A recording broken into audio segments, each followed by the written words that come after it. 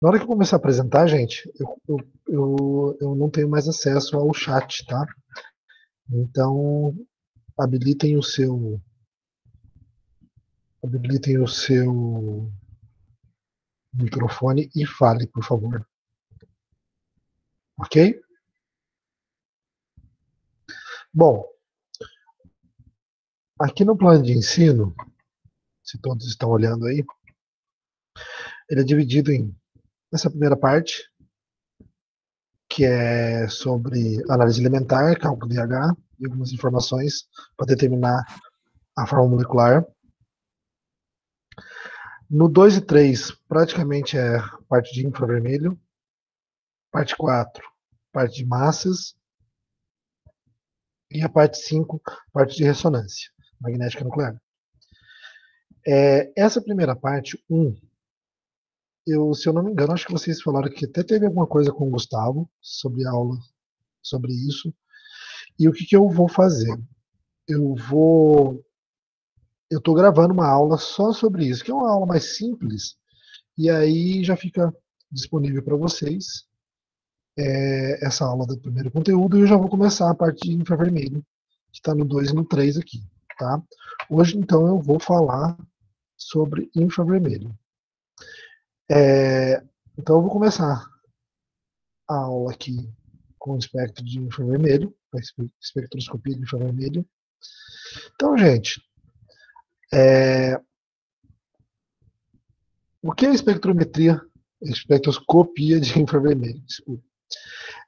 Espectroscopia de infravermelho é uma técnica que usa uma porção do espectro eletromagnético para analisar moléculas orgânicas. No nosso caso, moléculas orgânicas.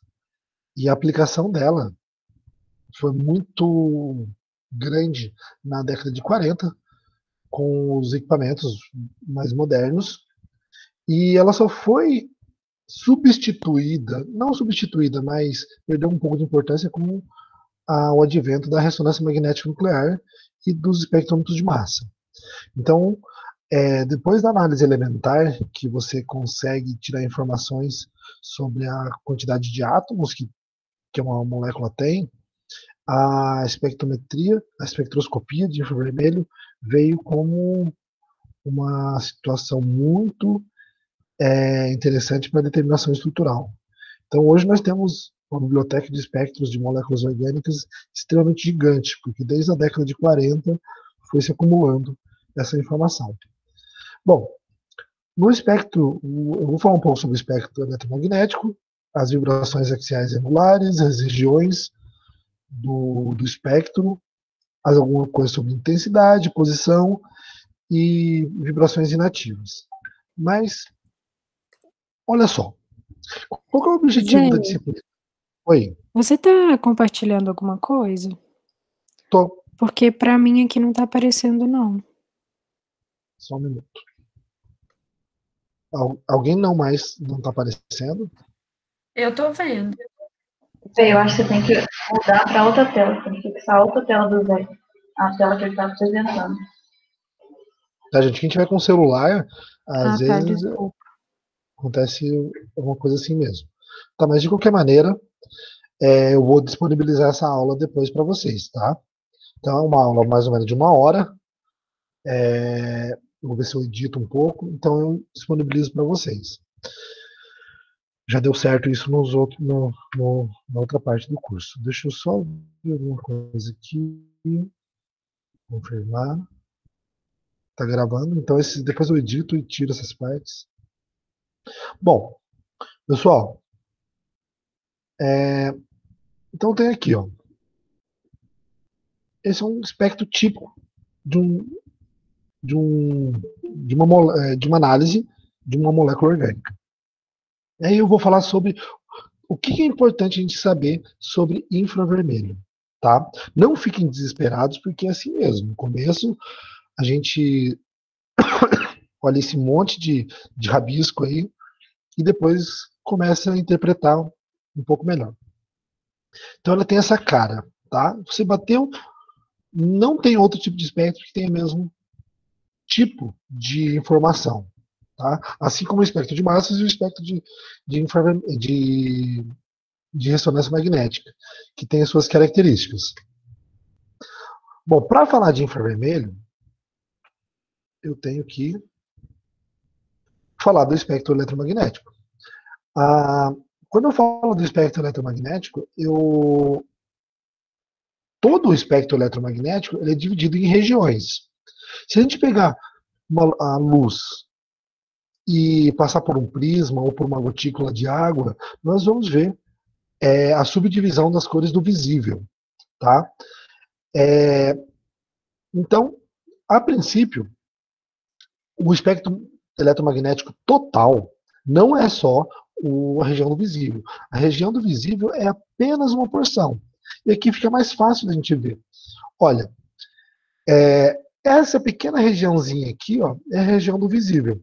Então, em termos de comprimento de onda, lembrando, o que é o comprimento de onda? O comprimento de onda, numa onda, é a distância entre os máximos dessa onda. Então, nós temos regiões que temos comprimento de onda muito pequenos e regiões com comprimento de onda muito alto. E isso está relacionado à energia, tá, dessa onda.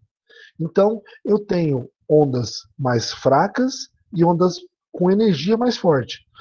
Já vou mostrar a equação disso, mas antes de mais nada, eu vou falar aqui, ó, que essa faixa do visível, ela corresponde à faixa entre 400, aproximadamente 400 e 700 nanômetros, tá? Então, de 700 a 800, na verdade, nanômetros. Então, desde o azul até o vermelho. E nós temos técnicas para determinar isso. Bom, no espectro eletromagnético, para identificação de compostos orgânicos e uso nas mais diversas ferramentas de ciência, nós utilizamos desde o raios gama até micro-ondas e ondas de rádio, por exemplo. Então, todo o espectro eletromagnético tem alguma função para a interpretação de algum dado. Hoje, nós vamos falar só do infravermelho, que é essa faixa aqui, ó. Eu coloquei mais clara aqui a faixa no próximo slide. Vamos, slide. Bom, tá aqui. Então, se eu pegar aproximadamente entre 10 a menos 3 e 10 a menos 6, a faixa em metros, tá? Essa faixa do infravermelho. Então, nessa faixa, o que acontece? Por que essa faixa é tão específica para essas moléculas? Tá? Eu tenho nessa faixa a vibração molecular. Eu não tenho transição eletrônica como no ultravioleta. Tá? Então, a resposta que a molécula vai me dar quando incedida nessa radiação, ela só de vibração molecular, não tem transição eletrônica. Porque a transição eletrônica pode até degradar a molécula, mas o tipo de informação que dá aqui é bem diferente do que dá aqui. E isso é complementar, gente, tá? Então, para a elucidação estrutural de um composto orgânico, nós vamos fazer, muitas vezes, usar técnicas complementares. Pegar informações do infravermelho, do ultravioleta, do massas, do ressonância, e cada técnica tem um método físico para análise. Bom, então eu tenho uma energia associada a essa onda. Então, com a variação de energia, que ela depende do Ni, que é o comprimento de onda. Tá? No caso do infravermelho, é muito comum a gente usar a unidade centímetros a menos 1, que é o número de onda. Tá?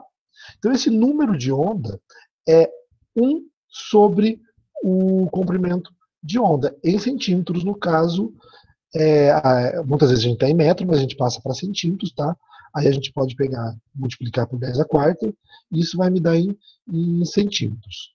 Bom, se a gente voltar aqui um pouquinho nesse slide aqui, ó, aqui eu tenho quando eu falo em ultravioleta e visível nós estamos falando na faixa. É muito comum a gente usar nanômetros, tá? Que é mais o próprio comprimento de onda. Quando eu estou falando na faixa do infravermelho, é 1 sobre esse comprimento de onda, que é chamado de número de onda, porque o número de onda seria a frequência por segundo que a onda passa naquela energia, tá? Então, é um pouquinho difícil de entender no começo, mas a gente já vai ver isso melhor. Por exemplo, aqui mostra toda a região do espectro eletromagnético, desde a região do raios gama até a região do rádio. O infravermelho está aqui, ó. Em termos de comprimento de onda, o infravermelho é uma faixa muito maior do que aquela que nós vamos utilizar, tá, gente? Então, se eu pegar, voltar aqui só rapidamente, toda essa faixa de 10 a menos 3 a 10 a menos 6 aproximadamente, nós vamos pegar uma faixa que é do infravermelho médio, que em termos de centímetro a menos 1, varia de 400 centímetros a menos 1 a 4.000, mesmo ele indo até 14.000, tá? Mas as moléculas orgânicas, ela tem essa absorção nesta faixa entre 400 e 4.000 centímetros a menos 1, tá? Deixa eu só mostrar aqui, ó, que é essa faixa entre 400 a 4.000 centímetros a menos 1. Depois dessa faixa, muito poucos compostos orgânicos, às vezes ligados a metais, que têm informações nessa faixa até 14.000. Mas foi convencionado para moléculas orgânicas nessa faixa. Bom, então vamos falar um pouquinho sobre o processo do infravermelho. Ele é um processo quantizado, ou seja, a molécula absorve apenas as frequências. Lembra, eu tenho o comprimento de onda. Então, se eu tenho o comprimento de onda e eu tenho o inverso desse comprimento de onda, é a minha frequência, centímetros a menos 1, meu número de onda, tá? Então, eu tenho frequências específicas que a molécula vai absorver. Eu já vou explicar melhor isso daí. Então, essa energia está na faixa de 8 a 40 kJ por mol. Lembra que se eu tenho um comprimento de onda, eu vou pegar só a faixa entre 4.000, de 400 a 4.000. Eu tenho energia, que é a constante de Planck, Hc, sobre lambda, ou Hc Ni, eu tenho que a energia, ela varia dessa faixa. Então, eu estou variando apenas essa faixa. Nesta faixa, a energia absorvida aumenta a amplitude dos movimentos vibracionais da molécula. Ou seja, ela vai vibrar de várias maneiras, mas para vibrar, eu tenho que ter um momento de polo. Então, muitas moléculas que são simétricas, elas não absorvem essa energia. Tá? Então, elas são inativas no infravermelho. Então, tenho esse cuidado também. Por exemplo, moléculas de H2 e Cl2 não absorvem no infravermelho. Então, olha só, como que funciona a técnica? Eu tenho a radiação naquela faixa do infravermelho. Então, eu tenho uma fonte que vai gerar essa radiação. É como se fosse um feixe de luz, mas não é a luz visível, é a luz do infravermelho. Tem uma energia específica, tá?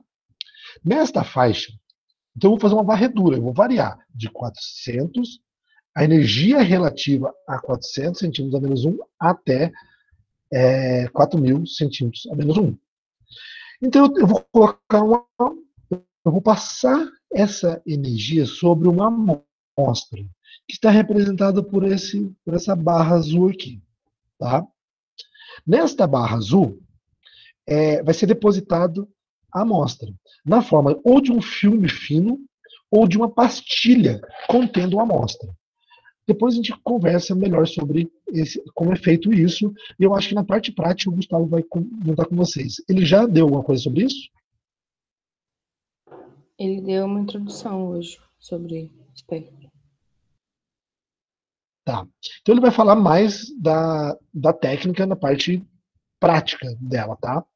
Então, se a gente pegar a amostra, ela vai absorver essa quantidade de energia ou vai transmitir essa quantidade de energia. Bom, após acontecer isso, era para estar mexendo aqui isso. Então, o que acontece? Nessa faixa de energia que absorve entre, lembra, a energia relativa a 400 até 4.000. A molécula vai vibrar. Esse é um das formas de vibração da molécula, tá? Então, imagine que a molécula vai vibrar só na faixa específica de energia. Então, olha, se a molécula vai vibrar entre, por exemplo, 1.000 e 1.100, vai ter um movimento específico de vibração. Qualquer energia para baixo disso ou acima disso, ela não vai fazer esse movimento. Então, por isso que a gente faz uma varredura da faixa de energia, que vibra, e esse processo é chamado de quantizado, ou seja, eu consigo mensurar esse movimento através da interpretação dos gráficos, desse gráfico que gera. Então, olha, a varredura mostrou esse gráfico. E cada ponto daqui é responsável por um tipo de vibração molecular. Tá? Zé, Então, oi. então, num exemplo, numa amostra desconhecida, eu posso predizer que aquela amostra tem ou A ou B tipo de molécula pela sua vibração. É isso que você está... Isso, pelo sinal específico da vibração. Por exemplo, geralmente a gente faz o infravermelho de uma molécula pura, tá? Mas isso nada impede que eu tenha outras substâncias misturadas. Entretanto, eu só vou complicar o espectro se eu tiver mais de uma molécula, tá? Então, nós vamos lidar agora só com moléculas puras, a princípio, tá? Entendi. Então, nesta molécula aqui que está mostrada aqui, eu sei que eu tenho esta banda de absorção, ela é relativa à ligação C-O, tá? Por quê? Porque ela é tabelada nesta região aqui C-O. Esta banda aqui, mais alargada na região de acima de 3.000 centímetros a menos 1, são bandas de hidroxila, tá? Mas isso a gente vai ver mais específico. Devido à deformação axial, já vamos falar o que é. Então, se eu tiver outra molécula que eu tenha uma vibração, por exemplo, um pouquinho mais embaixo, que é de uma dupla O, vai ter uma outra banda aqui. Mas, para eu não complicar as coisas, eu preciso ter uma molécula pura. Para que esse espectro seja apenas dos sinais de vibração específicos dessa molécula. Tá? Então, essa exigência é muito importante para que a gente tire informações com qualidade. Bom, então está aqui o espectro da região entre 400 e 4.000. Eu tenho várias informações aqui. E essas informações, gente, olha, a princípio, isso é tabelado, e com a experiência a gente vai falar que essa banda aqui, ó, em 1.700, ela é relativa à ligação C-O. Quando eu tenho uma molécula para observar, é muito mais fácil. Vocês não vão ter isso muitas vezes nos problemas. Quando eu tenho, ó, ligação CH, olha o conjunto de bandas que eu vou tendo nesta região, quase de 3.000 centímetros a menos 1. Tá? E eu tenho nesta região, a região de o quê? De hidroxila. Eu já vou falar um pouquinho mais sobre o porquê dessas regiões e qual que é a teoria relacionada a essas regiões, tá? Bom, o que é essa porcentagem de transmitância? Essa porcentagem nesse eixo aqui é o quanto é a porcentagem de quanto absorve e o quanto vibra essa molécula. Por exemplo, vibrações mais intensas, eu tenho eu tenho mais absorção da energia relativo à banda C-O. Então, nesta faixa de energia, eu tenho uma absorção muito grande, tá? Eu tenho bandas menores, ou seja, são bandas que absorvem menos a energia, tá? Bom, então moléculas inativas, moléculas simétricas, elas tendem a vibrar, mas um movimento compensa o outro. Então elas acabam sendo inativas no infravermelho. Isso dificulta a sua análise com relação à interpretação dos espectros, tá? Então eu tenho que ter um momento de polo. Isso é importante para a molécula no infravermelho. Então olha só, em termos de tipo de vibração, o que vai interessar para nós aqui nessa aula? O tipo de deformação. Então, nós temos que, a princípio, nós temos deformações simétricas. Olha, os dois átomos ligados aqui, eles estão de maneira simétrica. Esse tipo de deformação simétrica vai ser relativo a uma faixa de energia. Na mesma molécula, pode ter a assimétrica e uma outra faixa de energia. Então, ao longo do tempo, as informações foram sendo compiladas e gerando tabelas, tá?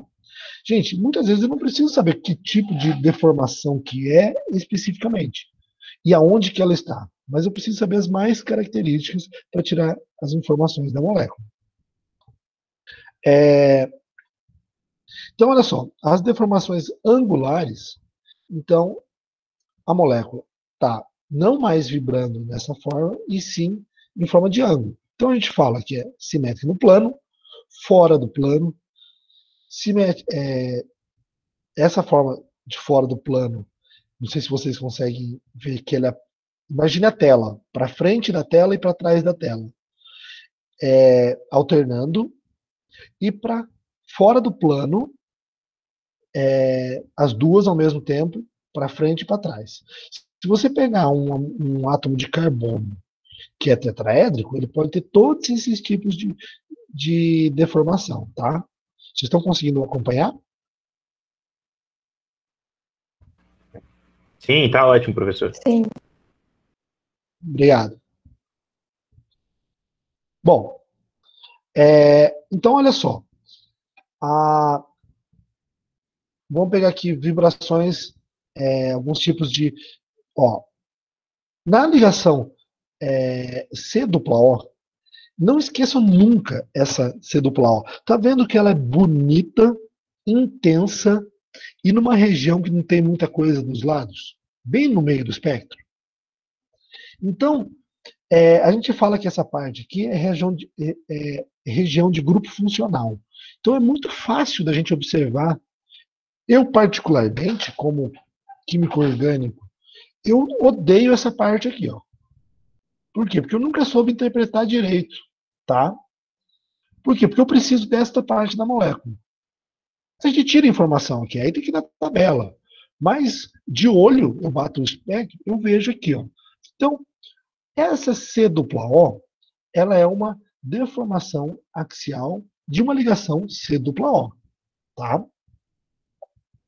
A região de aproximadamente 3.450 centímetros a menos 1 é uma deformação axial. Vamos lembrar o que é deformação axial.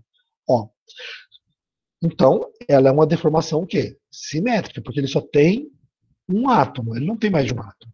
Então, eu tenho uma deformação axial simétrica. Ou seja, esta ligação C-O está vibrando. Ó. essa vibração que a gente está vendo. E no caso da OH, aqui, ela está vibrando aqui. Então, são bem características. Ó, a deformação, existe também a de CH, que está aqui. Aí tem umas variações entre CH, SP3, SP2 e SP, que é isso a gente pode, quando estiver fazendo exercício, discutir um pouco melhor. Bom, então eu tenho essas duas regiões do espectro de infravermelho, que é chamado de região de impressão digital, que nós temos as informações até 1.400 centímetros a menos 1, e acima até 4.000 centímetros a menos 1. Notem, como eu falei anteriormente, eu tenho aqui que o grupo funcional. Olha, eu consigo diferenciar se a molécula é uma cetona ou se é um álcool. Neste caso, eu tenho duas funções orgânicas nessa molécula. Então, eu sei aqui que eu tenho um álcool e uma cetona. Aqui nesta região de cetona, os grupos, o grupo carbonila, ele pode estar em diversas formas. Lembra que eu tenho grupos funcionais, ácidos carboxílicos, cetonas, aldeídos, ésteres, amidas. Então, vai estar tudo nessa região. E pode ter certa variação de deslocamento aqui do sinal. Tá? Isso a gente vai ver depois. Então, olha, o que eu posso afirmar nessa região de impressão de grupo funcional é que, olha, eu tenho um grupo, eu posso afirmar, em certos casos, que eu tenho uma hidroxila de álcool. Beleza. Eu tenho uma C-O de cetona. Mas, será que eu consigo diferenciar se é de éster ou se é de aldeído? Então, a gente vai ver um pouquinho mais disso no futuro. Mas tem. Mas, muitas vezes, a utilização de outras técnicas nos ajuda a melhorar essa interpretação do espectro de infravermelho. Vamos lembrar lá da química orgânica experimental 1. Olha, se eu fosse fazer um teste para aldeídos e cetonas, lembra do teste que era para cetonas? Com 2,4 de nitrofenilidazina? Então, gente, eu consigo diferenciar aldeídos e cetonas de ésteres e outros grupos funcionais pela precipitação. Então, se eu tenho aqui essa informação que é uma cetona, e eu pego um espectro de infravermelho e tenho essa informação, teste para álcoois também, dando positivo, então eu vou juntando essas informações para chegar na molécula. Nós estamos hoje, no século XXI, com muita informação. Imagine isso lá na década de 20, de 30, na hora que começaram a surgir essas técnicas de análise. Gente, todo mundo queria fazer, ter certeza. Então, muita coisa mudou. Muitas moléculas que tinham estrutura meia boca, elucidada, foram sendo elucidadas de maneira melhor. Por isso que a partir da década de 50, veio uma evolução na química orgânica sintética, por exemplo. Por quê? Porque nós sabemos exatamente, nós não, né? Não era nem nascido, mas nós sabemos como qual molécula realmente foi sintetizada e qual reação que foi utilizada para essa reação. Bom, notem, olha, em termos de vibrações moleculares, eu tenho aqui, ó, isômeros, né? Eu tenho o butan 2-ol e o butan 3-ol. Então, pentanol. Pente2-ol e o pente3-ol. Bom, pentanol, nos dois casos, na posição 2 e 3. Notem, as bandas de hidroxila são praticamente iguais, certo? Agora, o que eu tenho de diferença entre as duas? Alguém pode me dizer? A A parte parte ali da impressão digital. Desculpa, Gabi, por favor, para a gente mais. a parte Não entendi nada. digital? Oi? A parte da impressão digital? Isso. Mas e na molécula? Vamos tentar olhar a molécula um pouquinho. Por que essa diferença? O que vocês me diriam sobre a diferença nesta molécula? Em termos de estrutura.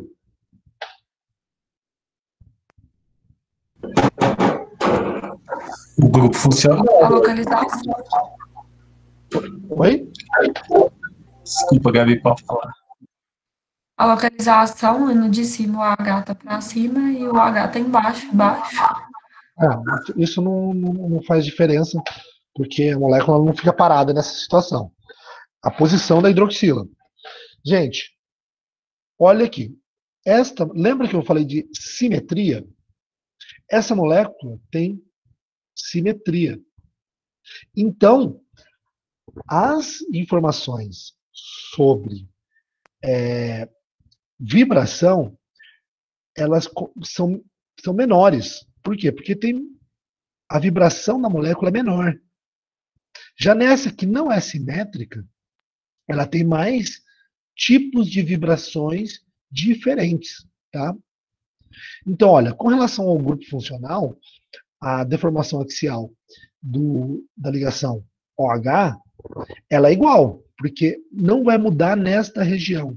Então, a vibração, quando chega nessa faixa de energia, e nem das ligações, praticamente das ligações CH,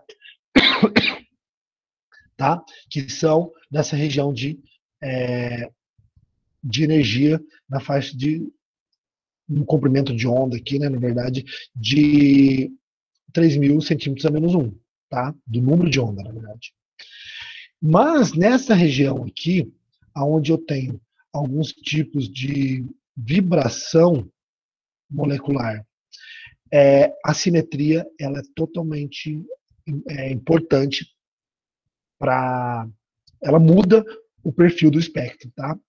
Se eu pegar aqui, ó, até esta banda aqui, ó, é a mesma, tá?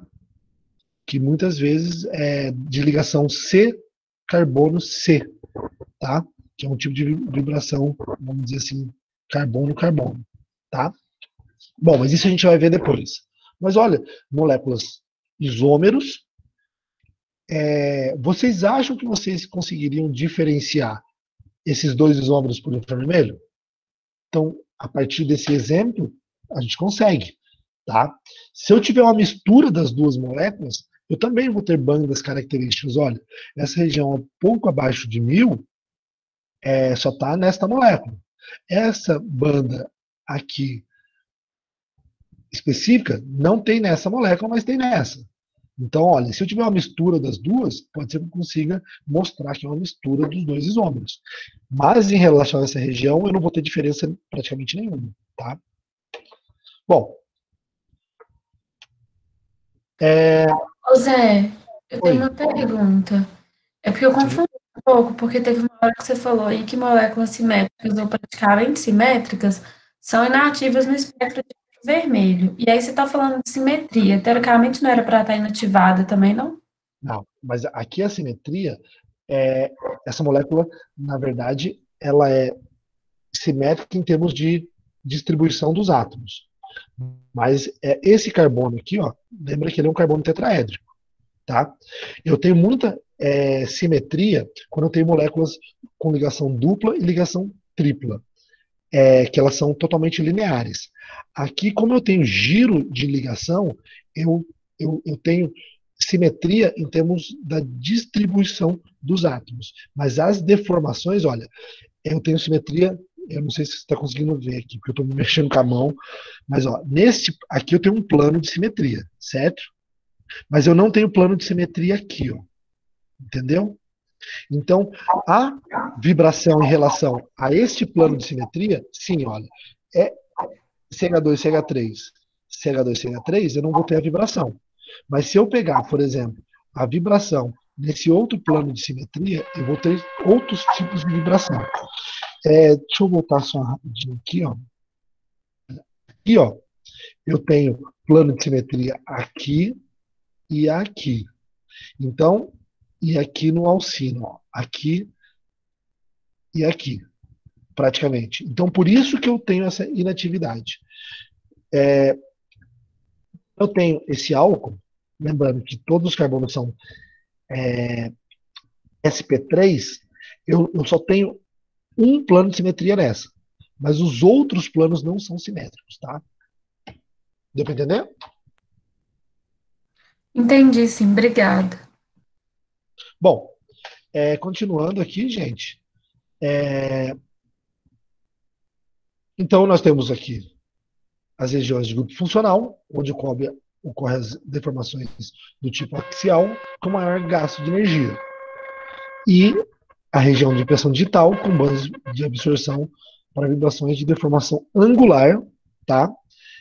Com menor gasto de energia. Então, são aquelas que eu mostrei para vocês, ó, as axiais e as angulares. As angulares são relativas, são de menor energia, porque é uma vibração que não depende, eu vou falar da lei de Hooke daqui a pouco, mas que não depende tanto do tamanho dos átomos, tá? Bom, já explico isso para vocês. Então, olha só. A partir dessas informações, a gente vai tendo informações tabeladas. Por exemplo, se eu tiver uma ligação C-N, eu vou ter um número de onda na faixa entre 2.260 a 2.220, com intensidade média. Ou seja, a absorção não vai ser tão intensa quanto aquela da C-O, que é uma intensidade forte, mas vai estar numa região do espectro também. Essa C-N, gente, é linda. Por quê? Porque só os compostos que têm C-N, ó, vou voltar aqui no espectro, ó, 2000 e pouco, tá nessa região aqui, ó, que não aparece em geral nada, somente ela. E ela vai ser uma banda até 50% aqui, mais ou menos, ó, tá? Então, se eu pegar o espectro de um composto que tenha uma C-N, ele vai ter essa deformação, tá? Nesta região. C-C, também mais ou menos nessa região. C-C, lembra que, ó, ela está abaixo da C-O, que eu falei que é bem característica, e ela é uma de intensidade média, tá? Mas olha, é C-C. Já compostos aromáticos que têm a mesma C-C, elas já são para baixo da região de C-C comum, de alqueno, e aqui para alquenos aromáticos, tá? Entretanto, gente, se nós temos informações, se eu tenho uma molécula que tem C-C mais o C-C aromático, essas informações podem estar o quê? Sobrepostas. Então, por isso que a interpretação fica um pouco mais difícil ou até mesmo impossível, às vezes. Então, o espectro, é importante deixar muito claro que o espectro de infravermelho, ele deve ser interpretado até o ponto que você consegue interpretar ele. Eu não vou interpretar o espectro inteiro, apesar de muitas vezes conseguir, mas nós temos que tirar as informações que são mais importantes do espectro. Muitas vezes a gente não vai conseguir ver tudo sobre ele, principalmente quando se aumenta a complexidade da molécula, tá? Que fique claro isso, tá, gente? Pode ver que muitas regiões, elas podem ter mais de uma coisa lá. Bom, outra importante que eu falei para vocês, que é o OH de álcool. Mas eu vou aumentar aqui o leque de informação. Gente, qual que é o OH mais importante que a gente conhece? Muita gente vai falar etanol, né? Que conhece e consome muito. Mas qual que é o outro OH que a gente conhece por aí?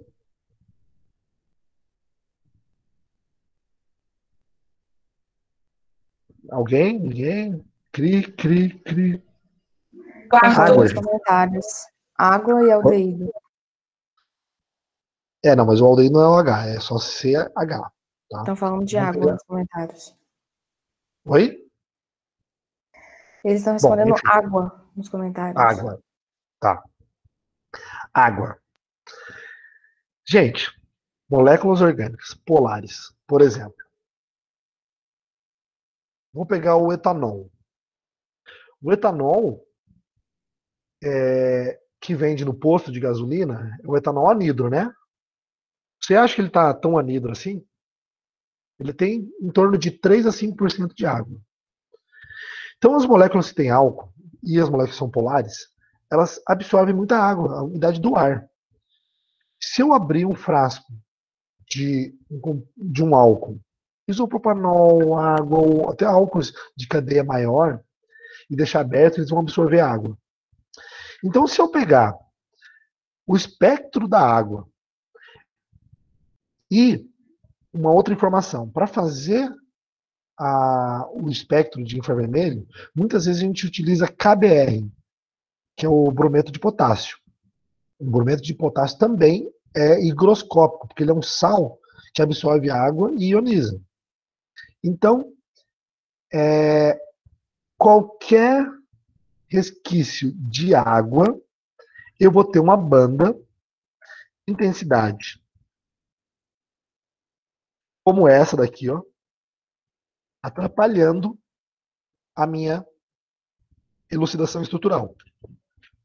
Então, gente, quando eu for fazer uma análise de infravermelho, eu tenho que ter certeza que eu não tenho água nessa amostra, tá? Então, é muito importante que a gente seque muito bem essa amostra. Tem várias técnicas para isso. E eu pego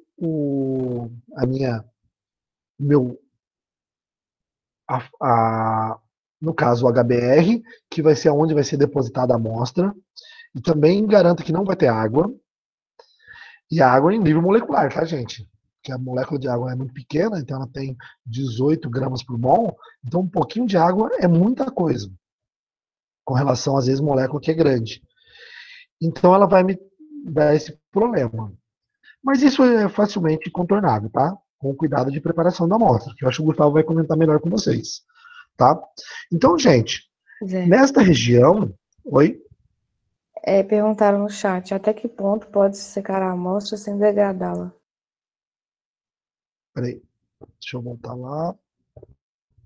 Eu não entendi a pergunta. Até que ponto pode-se secar a amostra sem degradá-la? Isso é fácil. Por quê?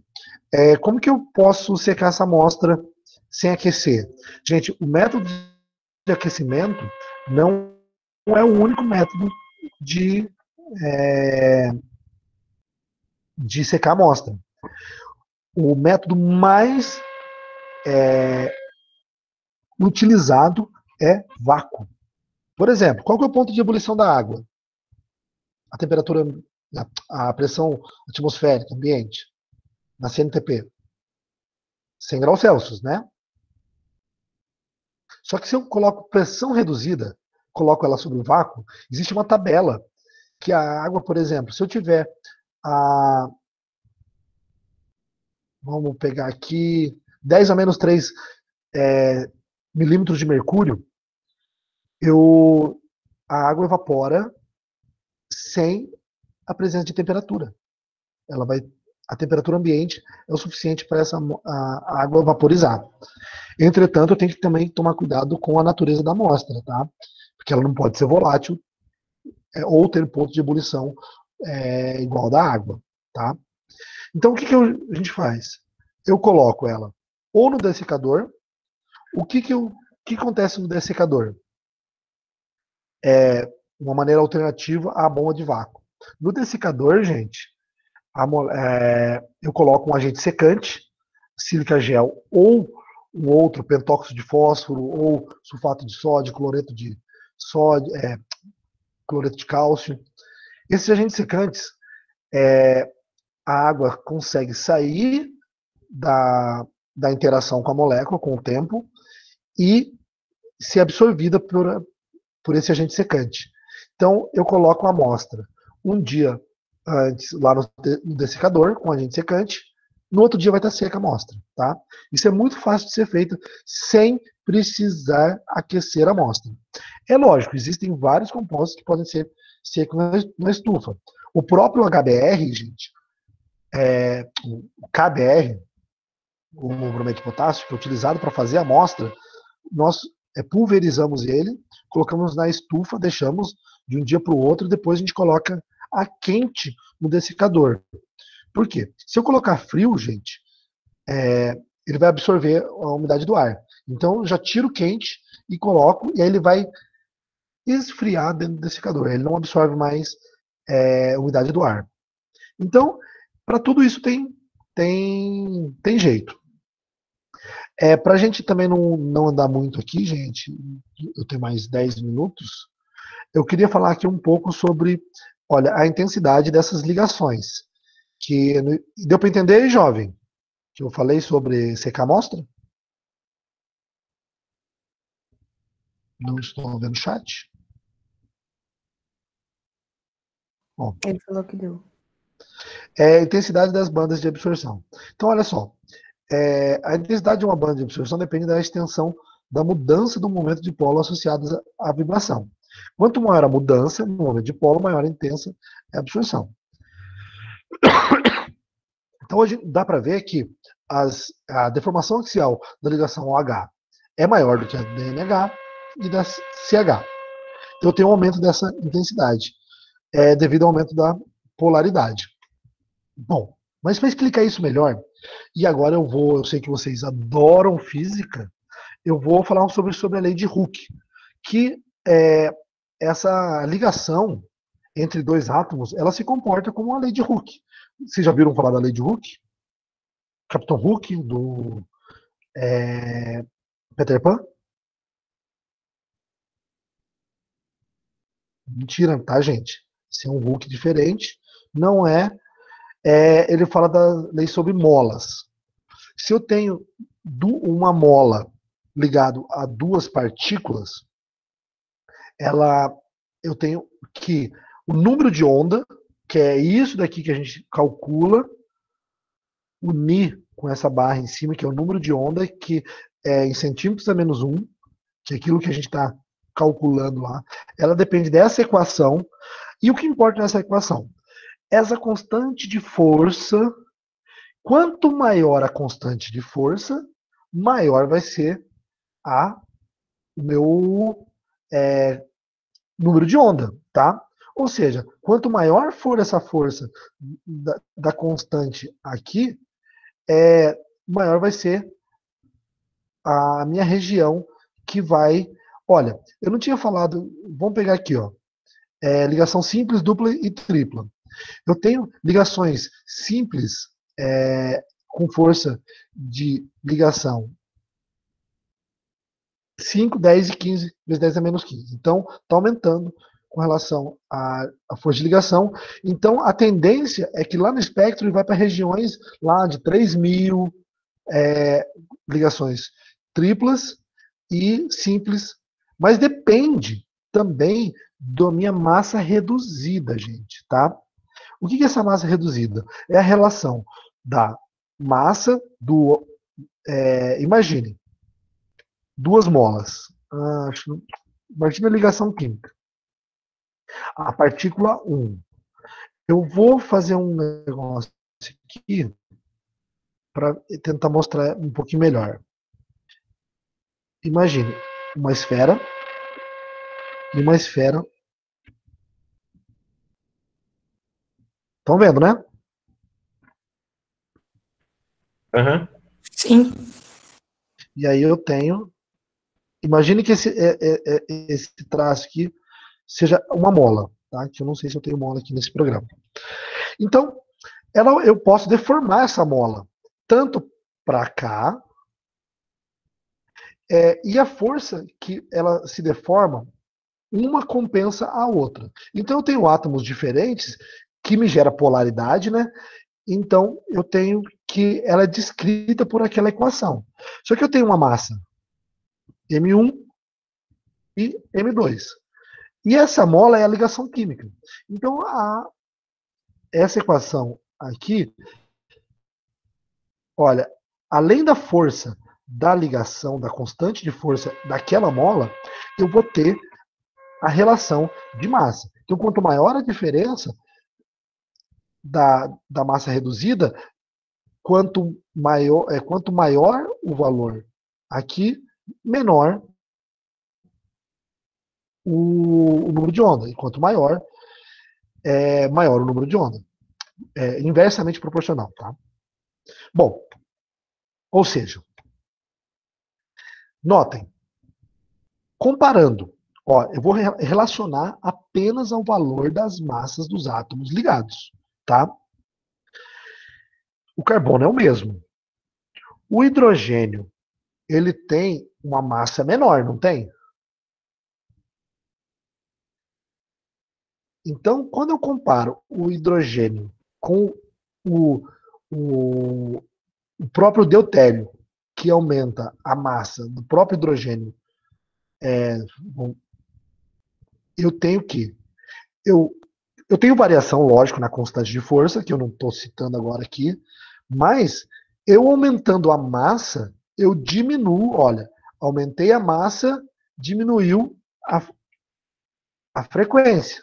Ó, vamos pegar essa equação aqui, ó, que é mais fácil. Porque o resto tudo é constante, tá?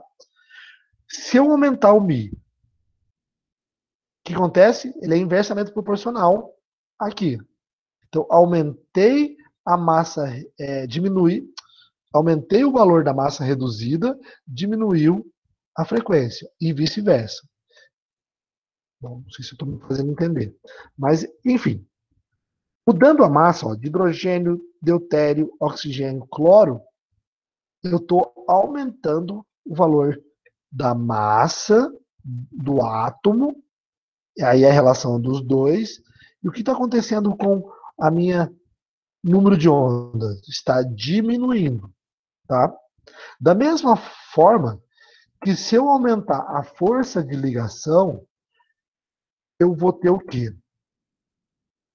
A força de ligação da ligação C-tripla-N é muito maior do que a força da ligação simples C-N. Por quê? Porque eu tenho 3 componentes ligando os átomos. E esse comprimento dessa ligação ele vai diminuir para ficar mais próximo um átomo do outro, para poder ter as 2 outras ligações adicionais π. Tá? Então, gente, a partir dessa lei de Hooke, eu tenho uma previsibilidade dos meus número de onda do espectro, tá? Então isso também são dados tabelados e eu consigo ter. Isso me ajuda na interpretação dos dados. Olha, lembra que eu falei da ligação C dupla N de grupos nitrila? Está na região de 2.200 centímetros a menos 1. Então ele é diferente de uma ligação CN que está na região de 1.100. Aí tem relação à intensidade, isso também está tabelado, tá? Então a teoria pode ser explicado pela teoria de molas da lei de Hooke. Tá? Bom, estamos quase acabando aqui, gente, essa primeira parte. Então, olha só para finalizar. Além da força da ligação, através daquela constante K, da relação das massas que eu mostrei para vocês, eu tenho efeitos eletrônicos também. Por exemplo, o efeito indutivo e efeito de ressonância na molécula. Olha, aqui eu tenho todas a ligação C dupla O. Então, olha, qual é a diferença entre essa C dupla O de todos esses compostos? Eu tenho que são efeitos eletrônicos devido aos grupos ligados na vizinhança. Desculpa.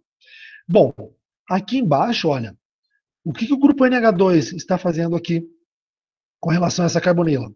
Lembra que eu posso, lá na Química Orgânica 2, eu até relacionei isso com a reatividade, né? Ó, amida e anidrido e cloreto de ácido. menos reativo, mais reativo. Então, olha, a intensidade da vibração muda. Então, olha, aqui eu tenho o efeito de ressonância doador dos grupos do par de elétrons não ligantes do nitrogênio para dupla ligação. Eu estou doando elétrons, então eu estou vindo para um número de onda menor.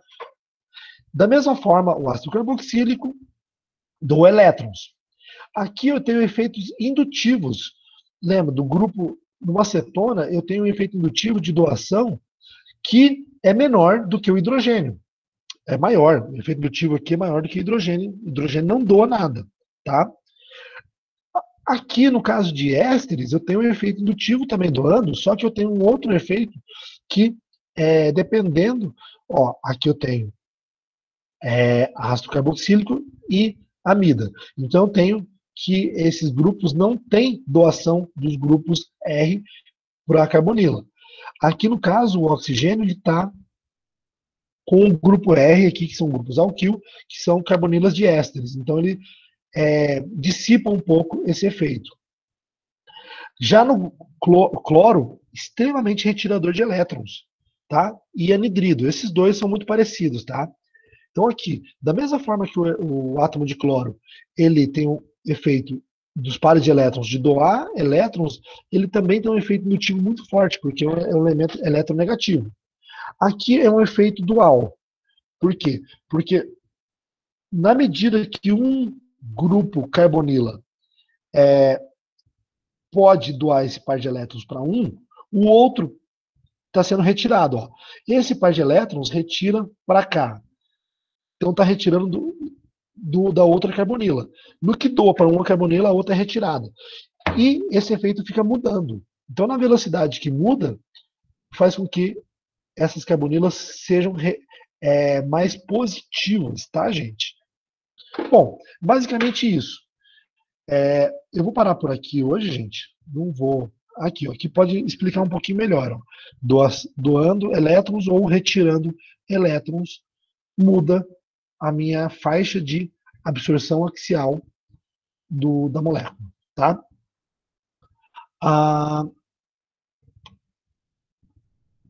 Bom, sendo que eu expliquei, tá aí. Gente, deixa eu parar minha apresentação aqui.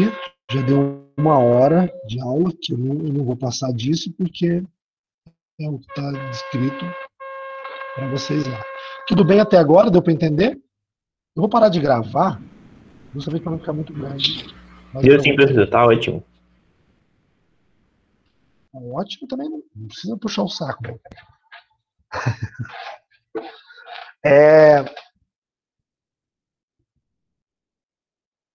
Eu vou disponibilizar essa aula para vocês, tá? Eu tento dar uma